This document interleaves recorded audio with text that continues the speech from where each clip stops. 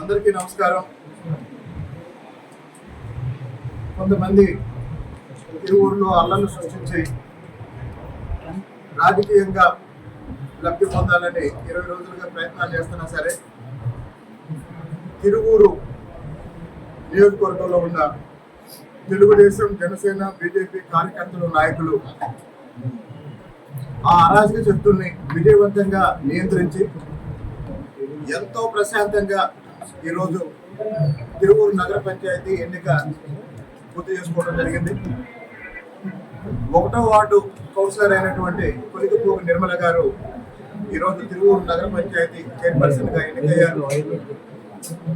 MP గారి నాయకత్వంలో కౌన్సిలర్లందరూ సహకారంతో నిర్మల గారి నాయకత్వంలో తిరువూరు పట్టణానికి సంబంధించిన మాకు ఎంపీ గారు చెప్పింది ఏంటంటే, తిరువూరు పట్టణం ఎదుర్కొంటున్న 4 ప్రధాన సమస్యల మీద దృష్టి పెట్టి పనిచేద్దాము.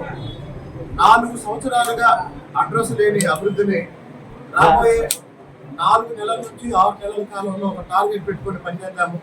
అందుకు అవసరమైన నిధులు కేంద్ర రాష్ట్ర ప్రభుత్వం నుంచి గౌరవ ముఖ్యమంత్రి గారి నాయకత్వంలో సహకారంతో సాధిద్దాము అని మాకు ఒక లక్ష్యాన్ని నిర్దేశించారు.